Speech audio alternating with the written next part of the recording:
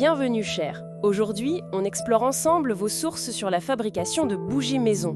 C'est vrai que ça a un charme fou.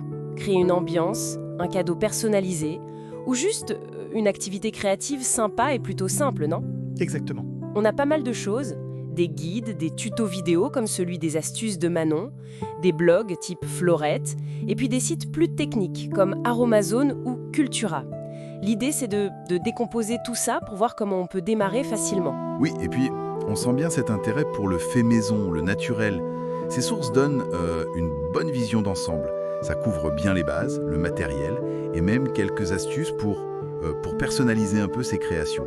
On voit par où commencer. Justement, la question c'est par où commencer? C'est quoi les éléments vraiment indispensables pour faire une bougie? Alors, là-dessus, toutes les sources sont d'accord. Il faut de la cire, une mèche, et après, si on veut, de quoi parfumer ou colorer. Mais le choix de la cire, c'est vraiment le point de départ crucial. Ah oui, On a en gros 3 familles. La cire minérale, la paraffine, souvent citée comme économique, mais issue du pétrole, puis la cire animale, comme la cire d'abeille, et enfin, les cires végétales. d'accord.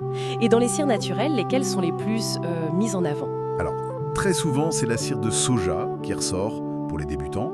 Son point de fusion, la température où elle fond, est assez bas, autour de 50 degrés. Ah oui, c'est pas très élevé. Non. Du coup, c'est plus sécure et ça la rend même top pour des bougies de massage, par exemple. Plusieurs sources disent qu'on peut l'utiliser seule sans rien ajouter. Pratique. Et puis, il y a la cire d'ébeille. Point de fusion plus haut, vers 63 degrés. Elle a cette odeur naturelle de miel, c'est sympa. Par contre, un point important qui revient souvent, elle est plus dure, plus cassante.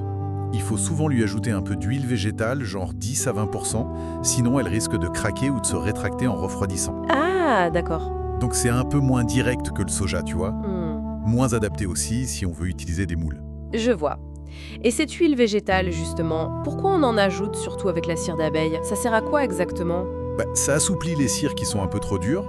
Ça aide aussi la cire à mieux coller aux peaux et ça donne un aspect plus lisse, plus fini. Les guides disent souvent de ne pas dépasser 50%, mais bon, 10-20% ça suffit la plupart du temps. D'accord. Et ça évite que la bougie brûle trop vite. Pas besoin de chercher compliqué, Une huile de tournesol de base, ça fait l'affaire. Ok, c'est noté.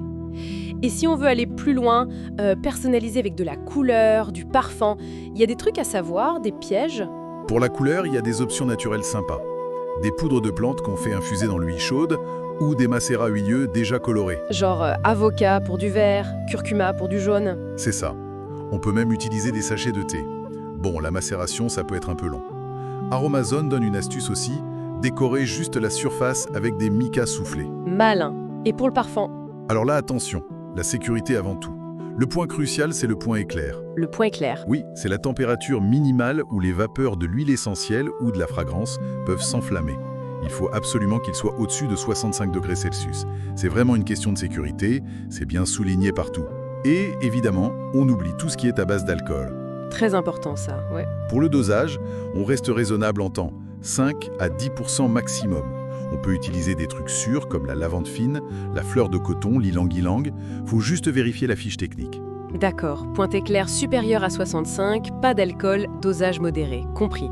Et la mèche? Elle est essentielle, j'imagine. Il y a un point clé. Oui, la mèche, c'est le moteur de la bougie.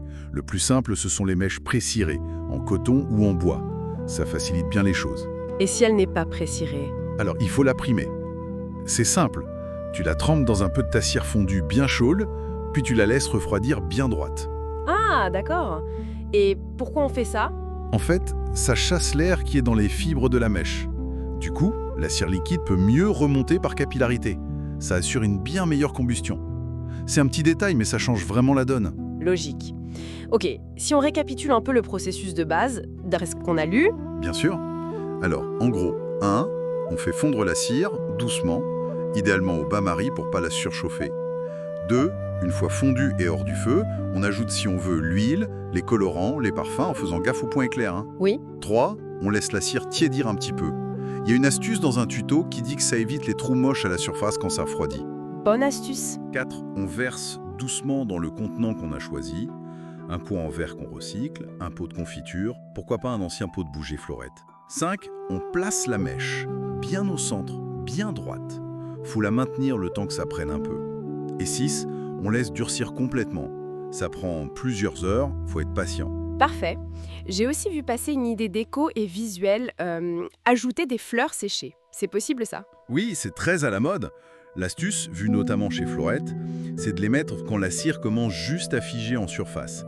Et surtout, loin de la mèche. On peut les fixer avec une petite goutte de cire encore liquide. D'accord. Mais il faut quand même rester prudent. Ça reste des éléments végétaux secs, donc potentiellement inflammables. Faut pas en mettre trop près de la flamme. Logique. Bon, alors, si on devait retenir l'essentiel de tout ça, Alors je dirais, bien choisir sa cire soja, c'est facile pour commencer. Apeille, c'est plus tradit, mais pensez à l'huile. Ensuite, vérifiez impérativement le point éclair des parfums. Au-dessus de 65 degrés Celsius, c'est non négociable pour la sécurité. c'est clair. Et ne pas zapper la préparation de la mèche. La primer si elle est brute, ça fait une vraie différence. Finalement, ça a l'air d'être une activité créative plutôt accessible, non? Oui, tout à fait, ça donne envie d'essayer. Mais juste pour finir, est-ce qu'il y a une piste, une idée, pour aller un peu plus loin d'après les sources? Ah oui, il y a une idée intéressante qui revient, notamment chez Aromazone. On a beaucoup parlé des bougies classiques coulées dans un pot, mais il existe d'autres types. Par exemple, les bougies de massage. Là, on utilise justement des cires comme le soja qui fondent à basse température. Ah oui, sympa. Ou alors, les bougies moulées. Avec des moules en silicone, on peut faire des formes super variées, très déco. Explorer ces autres pistes, ça pourrait être une manière assez chouette de personnaliser encore plus ses créations et de s'amuser avec la matière.